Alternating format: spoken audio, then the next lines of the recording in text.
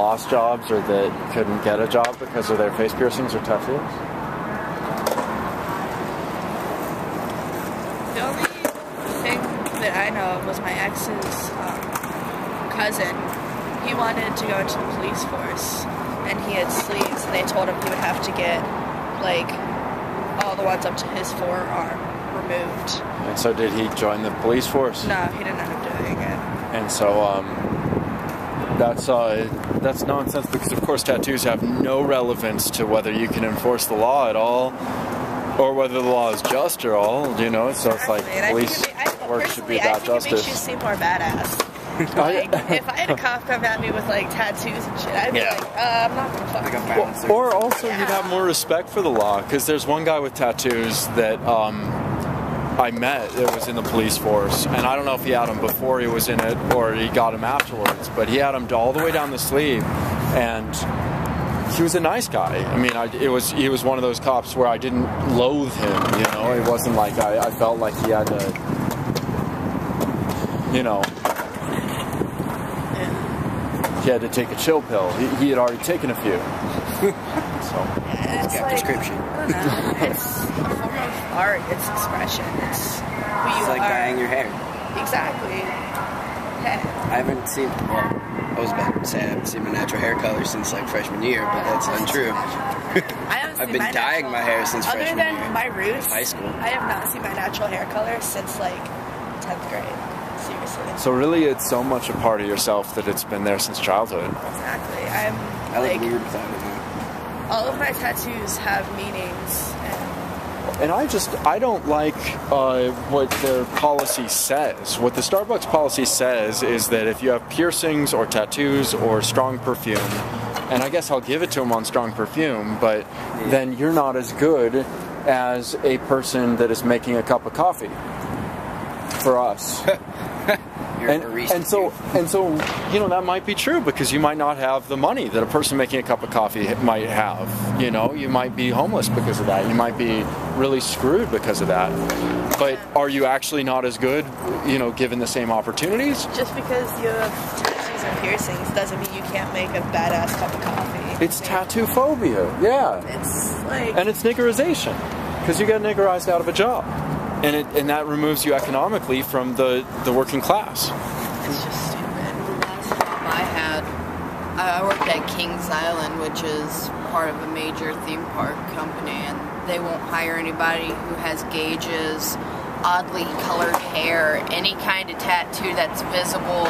Wow. Anything that's out of the norm. See, I'm not a big fan. Now, your earrings are a little out of the norm for me, but they're not that out of the norm. They look really cool. Thank you. Are you gauged?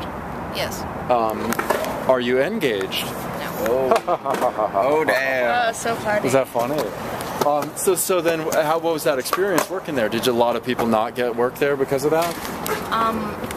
Not that I know. My father hires a lot of kids, and he says that he has to turn them away, though, because they'll have like tattoo a phobia. small tattoo on their arm that's barely noticeable. Yeah, like, And so he loses workers. Like that. Because it's somebody something would small. probably And so that tattoo phobia, you know what sucks about it? Is because they put it in place, it then niggerizes people, and then they justify it by saying, look at these people. So you can see images of tattooed people in the media, and they're heinous, they're criminals. You know, people with facial tattoos like me are typically murderous criminals, evil fucking people. But no, we're not. No, we're not. In fact, you know, I'm a murderist. I'm against murder, right? So it's like I feel like when they do that to us, we got to have a movement to push back. And what I call that movement that fights against tattoo phobia is niggeritarianism. And essentially, to niggeritarians, the N-word means human, but it also means, you know, don't do that to us. Don't niggerize us any longer. Like, don't judge me because I have piercings, tattoos, and funny colored hair. Right. I look better than you. Like, I don't. Yeah, I was born this way. Don't figure. Style doesn't mean you need a hand. Be like, it's a birthmark. Yes. So will you guys say proud? No, it shouldn't be a birthmark. It should be a tattoo. It's what it is. You know what I mean? I mean, just... Like, I'm proud of my tattoos. That's what I was going to ask you. Will you guys say proud to be niggeritarians with me? Yeah, because let's do it all together. Let's do it all together. Oh man. We'll be all right. I know where we're going to stand. Stand right here. Are we willing to? All right. And it's proud to be Nagaritarians. All right, 1, 2, 3. Proud to be Nagaritarians. Right, come on. It's good.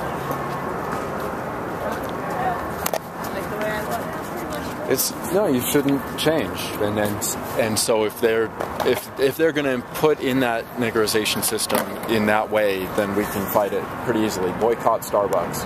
You know, your friends might like Starbucks, but let's not let them do it.